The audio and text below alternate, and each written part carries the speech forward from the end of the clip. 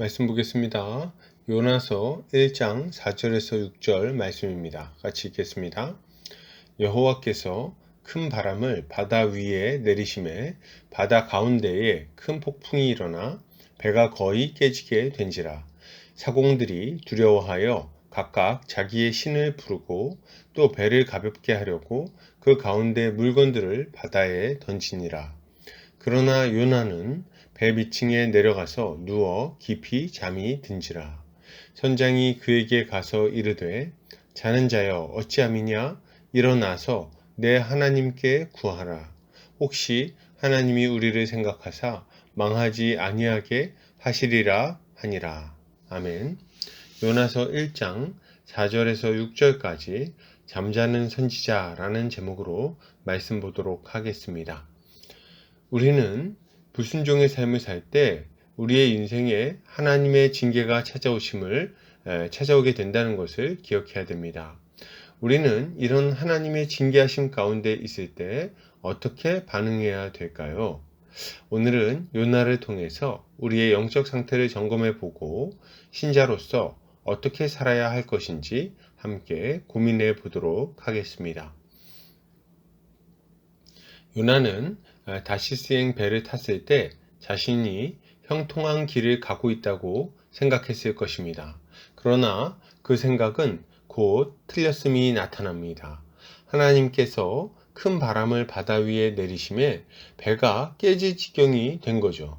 사공들은 공포에 질리고 물건을 바다에 던집니다. 이것은 지금 폭풍이 얼마나 무서운 것인지를 알려줍니다. 보통 물건을 던지는 것은 언제입니까?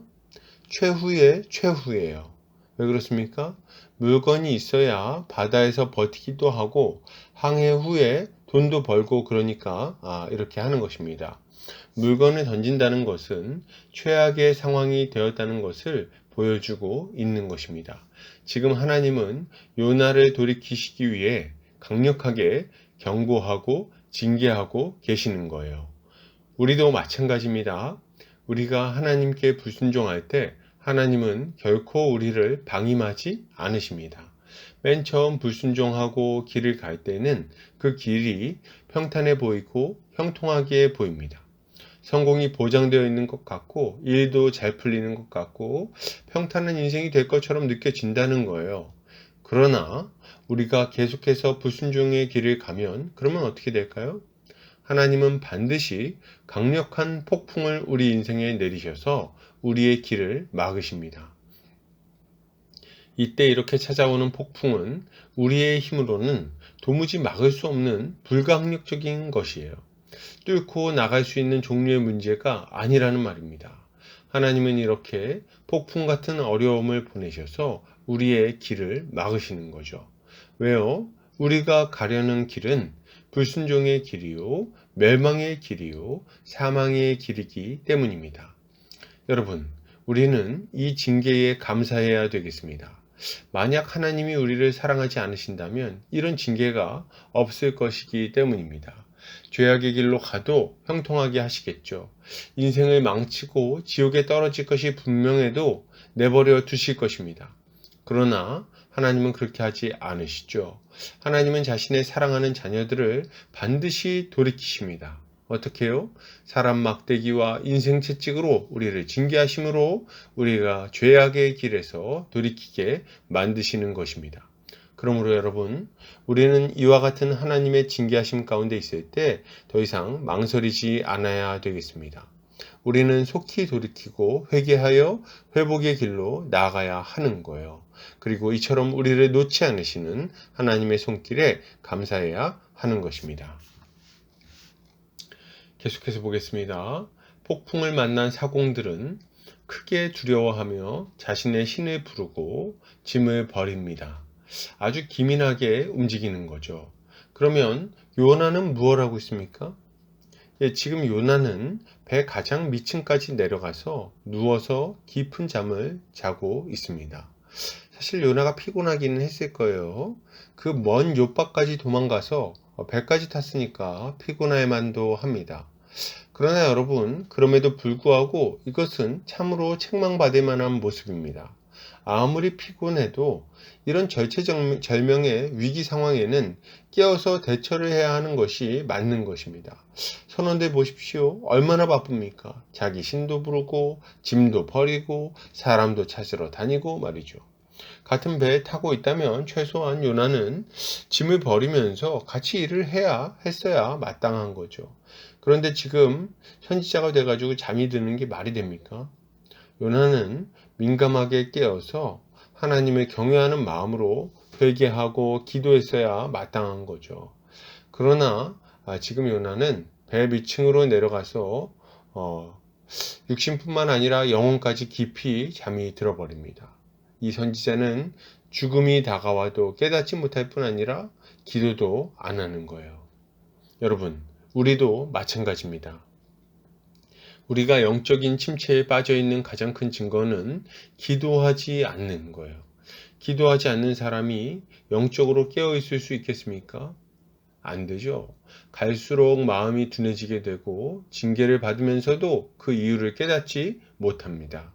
이것은 정말 심각한 문제인데 인생의 어려움이 찾아왔을 때 위기에 대처할 능력을 잃어버리게 된다는 말이기 때문입니다. 무엇이 잘못되었는지, 왜 이런 일이 찾아오는지 분별하고 그리고 죄를 지금 돌이켜야 되는데 영적으로 잠들어 있으면 이게 잘 안 되는 거예요. 여러분, 운전 중에도 왜 사고가 납니까? 졸음 운전을 하니까 사고가 나는 거예요. 여러분, 우리는 어떻습니까? 인생의 큰 위기를 만났을 때 하나님을 경외함으로 깨어서 기도하고 있습니까? 아니면 위기인지도 모르고 영적으로 깊은 잠에 빠져 있습니까? 우리는 우리 주님이 항상 기도하셨으며 십자가를 지시기 전에 겟세마네에서 기도하셨던 것을 기억해야 되겠습니다.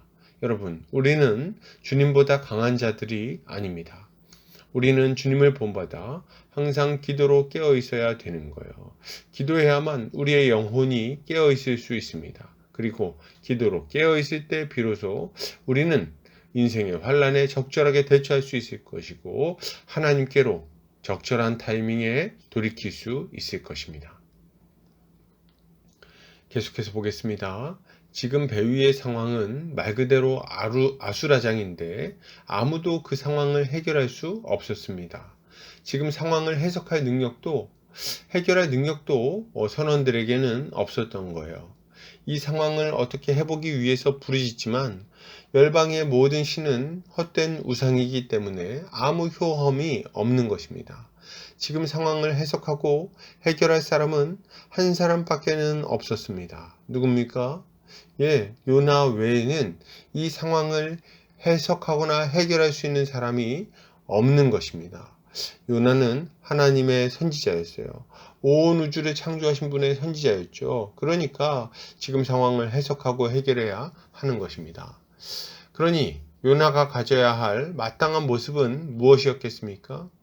요나는 선지자로서 마땅히 이웃을 위해서 하나님께 기도했어야 합니다. 지금 상황이 왜 이렇게 지금 안 좋아졌는지를 해석하고 알려줬어야 되는 거예요. 그런데 요나는 깊은 잠이 들어 있었기 때문에 수많은 사람이 고통당하고 있었음에도 불구하고 아무 영향력도 끼치지 못합니다. 오죽하면 선장이 와서 옆구리를 차가지고 깨우겠습니까? 이것은 아주 부끄럽기 짝이 없는 일이에요. 하나님은 지금 선장의 말을 통해서 요나의 직분과 사명을 상기시켜주고 있으신 것입니다. 여러분, 우리도 마찬가지입니다. 세상은 지금 자신들의 인생을 해석하지 못할 뿐만 아니라 수많은 인생의 어려움 속에서 답답해하고 있습니다. 세상은 죄와 사망의 노예가 되어서 영원한 멸망길로 막 달려가고 있는 거예요. 이런 인생들의 죄와 비참에서 건져낼 분은 누구밖에 없으십니까? 세상의 유일한 해결책은 바로 길이요, 진리요, 생명이신 예수 그리스도 밖에는 없습니다. 그리고 이 예수 그리스도를 전할 사명을 가진 사람이 누굽니까? 바로 우리 그리스도인들이에요. 그런데 이런 막중한 사명을 가지고 있는 사람들이 하루 종일 영적인 잠에 빠져 있다면 이것은 참으로 답답한 노릇입니다.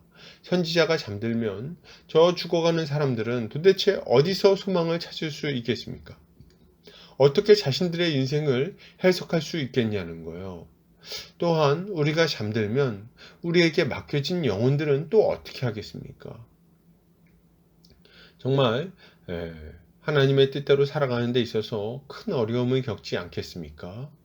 우리는 우리 주님께서 항상 제자들을 위해서 기도하셨고 그들의 믿음이 떨어지지 않도록 기도하셨고 세상을 위해서 기도하셨고 원수들을 위해서 기도하셨음을 기억해야 되겠습니다.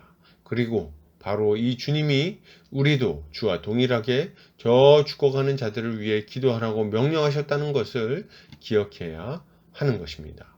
이렇게 할 때 주님은 우리를 하나님의 칭찬받는 좋은 일꾼으로 기도의 용사로 다시금 일으켜 세워 주실 것입니다. 결론을 드립니다. 우리의 인생에는 폭풍이 몰아쳐 올 수 있습니다. 그때 우리는 잠들어서는 안 되겠습니다. 깨어서 기도하며 주님께로 돌이키고 어려움을 겪는 이웃을 위해서 기도해야 되겠습니다. 우리가 회개하고 기도할 때 우리 주님은 폭풍을 그치게 하시고 생명의 길을 보여 주실 것입니다. 오늘 하루도 이러한 주님의 은혜로 온전히 회복하고 또 힘있게 살아내는 성도님들 되시기를 주의 이름으로 축복합니다.